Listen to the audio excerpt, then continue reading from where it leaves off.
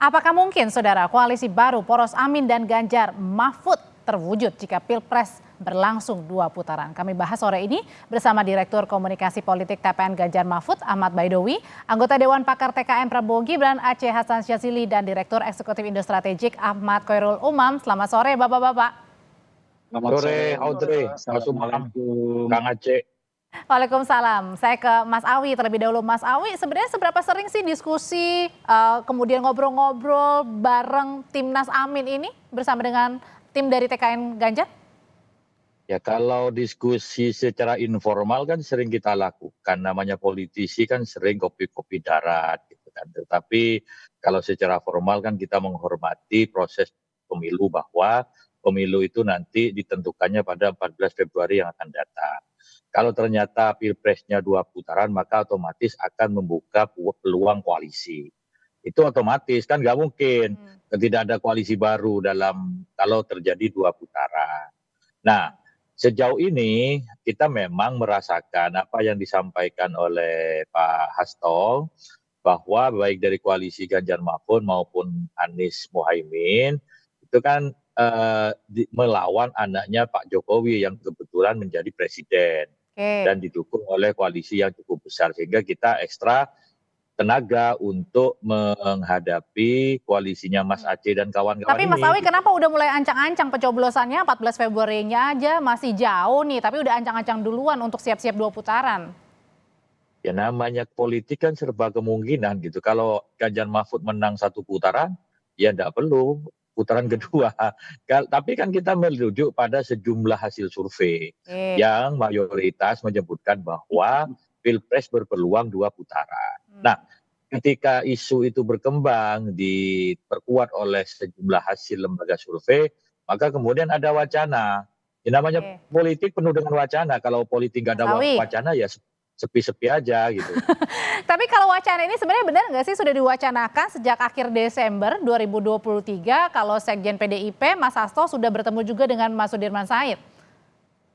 Ya kan media sudah banyak mengulas itu, tapi sekali lagi belum ada pembicaraan secara formal.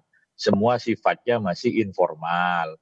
Ya seperti kami sampaikan, misalkan kami dengan koalisi Amin, koalisi Ganjar Mahfud, sesama yang ada di DPR ketemu, ngobrol.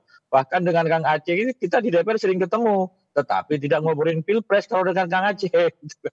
Oke. Oke, kalau dari Kang Aceh sendiri, dari TKN begitu ya, ini kemudian mulai was-was nggak sih, mulai gentar nggak sih kalau udah ada wacana 0103 akan bergabung kalau Pilpresnya 2 putaran? Ya, sebetulnya kami sih optimis ya, kita 1 putaran gitu ya. Karena optimisme itulah yang membuat kami tidak perlu saat ini untuk melakukan pendekatan secara formal kepada pasangan-pasangan yang lain. Toh kalaupun kami insya Allah menang 1 putaran, ya nanti semua komponen bangsa Indonesia akan diajak bersama-sama menjadi kekuatan yang siap memajukan Oke, Indonesia. Kang, tapi kan kemarin Pak Prabowo juga sempat udah muji Bu Mega nih, apa nggak itu juga kemudian membuka kalau ada kerjasama? Ya kalau memuji Bung Mega kan bukan berarti bahwa ini konteksnya politik saat ini. Hubungan antara Pak Prabowo dengan Bu Mega kan juga hubungannya panjang. Apalagi Bu Mega pernah menjadikan Pak Prabowo sebagai calon wakil presiden dalam Pilpres 2009. Jadi karena itu menurut saya bagi kami tentu wacana tentang adanya 2 putaran tersebut ya sah-sah saja dilemparkan, tetapi kan itu menunjukkan gitu ya, menunjukkan Oke. bahwa ya kami dinilai menjadi pemenang gitu. Kalau dari Mas Umam sendiri melihatnya sebenarnya ada kewas-wasan, ada kekhawatiran dari pasangan yang mana nih? Belum pencoblosan tiba 14 Februari, tapi wacana untuk putaran kedua siapa berkoalisi dengan siapa nantinya sudah mengemuka. Ya, bagaimanapun juga Mbak, kita cermati perkembangan situasi yang cukup mutakhir. Kemarin di acara Kadir, Pak Prabowo juga mengucapkan puji-pujian kepada Bu Mega. Kemudian di saat yang sama kemarin Mas Anies juga menyampaikan selamat ulang tahun HUT khusus kepada PDIP dan kemudian direspon oleh sejumlah elit.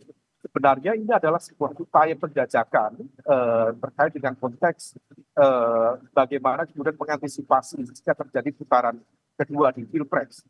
Nah, oleh karena itu ini adalah sebuah strategi pendekatan karena bagaimanapun juga tampaknya dari kubu 01 barangkali juga ada semacam optimisme untuk bisa masuk di putaran kedua, tapi di saat yang sama dari pihak kubu 03 juga memiliki optimisme yang sama.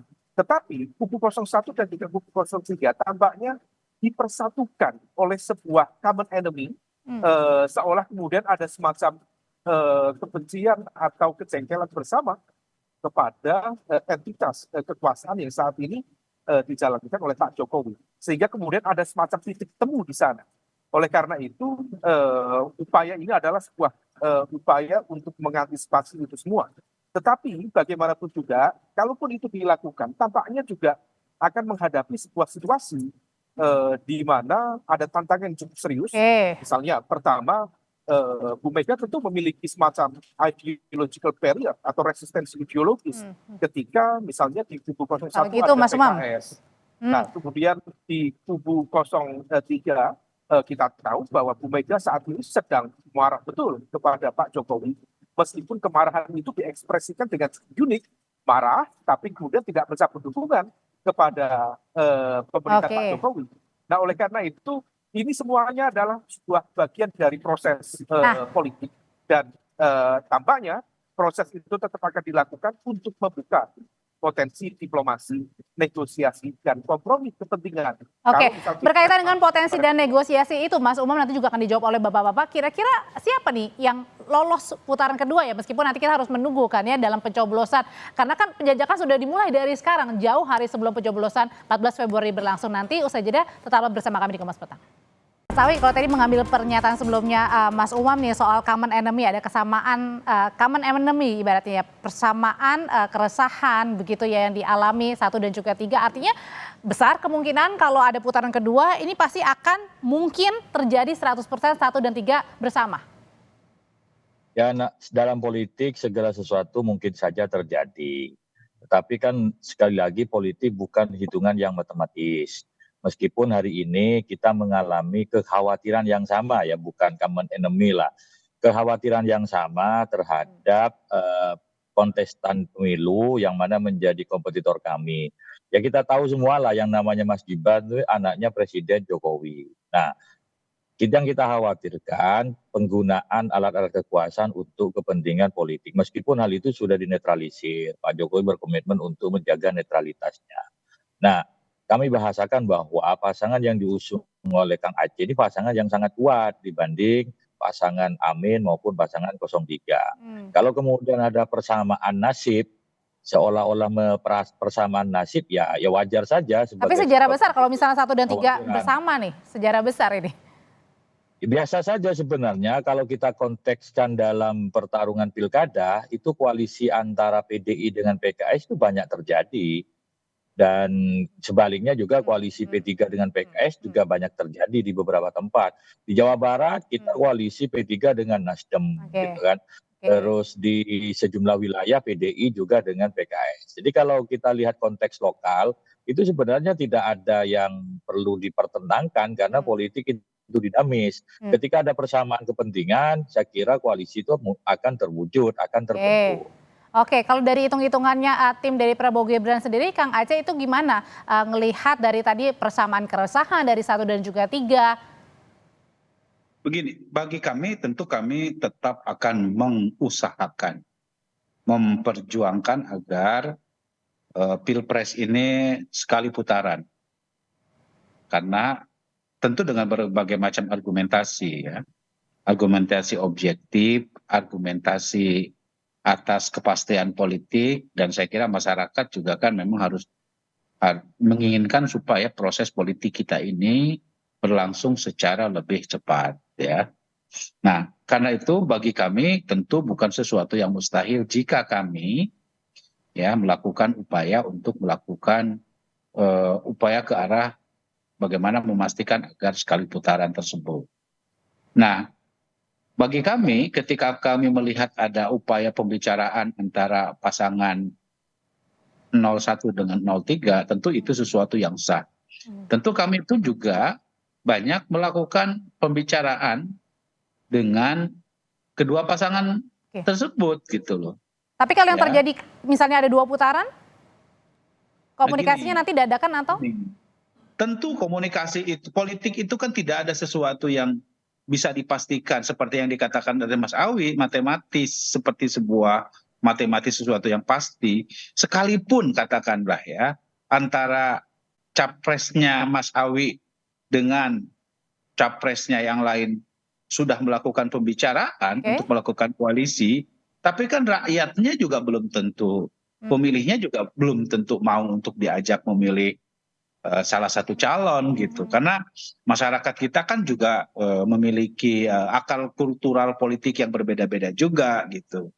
Kalau kita lihat misalnya secara sosiologi politik gitu ya, apakah dimungkinkan ya masyarakat yang misalnya memiliki ideologi atau karakter kultural yang sifatnya religius misalnya menyatu dengan kelompok masyarakat. Jadi belum ada jaminan juga ya karena masyarakat yang memilih ya. Jaminan juga. Karena kan masing-masing di antara partai politik atau pasangan capres cawapres ini itu memiliki karakter dan kultur politik yang berbeda-beda. Jangankan antar partai politik ya, pendukung terhadap calon politik capres tertentu saja, partai politiknya belum tentu semuanya mendukung terhadap calon yang diusung oleh partai itu gitu. Apalagi misalnya masyarakat memiliki orientasi politik yang berbeda-beda gitu. Jadi karena itu menurut saya lebih baik kita fokus aja bagaimana memastikan supaya pemilu ini kita pastikan sekali seputaran gitu. Terakhir ke Mas Umam, Kang Aceh dan juga Mas Awi, kalau misalnya ada terjadinya 2 putaran, misalnya 1 dan 3 kemudian berkoalisi bekerja sama, Mas Umam, ini mampu menandingi kekuatan dari 02 yang tadi dibilang juga ini merupakan kuat?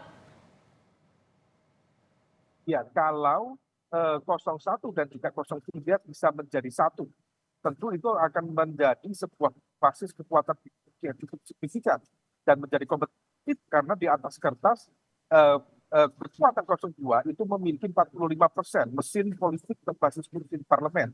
Kalau misalnya 01 dan 03 bergabung, ada sekitar 25 plus 29%.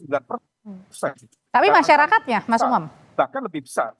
Ya, tetapi memang betul memiliki akar politik yang cukup berbeda. Inilah yang kemudian tadi saya sampaikan, meskipun itu di level elit memungkinkan untuk terjadi, tetapi akar politiknya belum tentu berbeda. Maka kemudian potensi split ticket voting, di mana ada perbedaan dari orientasi preferensi politik masyarakat antara dukungan elit partai dengan orientasi masyarakat akar rumputnya berpotensi terjadi. Itulah mengapa misalnya, betul tadi disampaikan Mas Awi, bahwa misalnya PDIP dengan PKS bersatu di pilkada, tapi dalam konteks ada satu.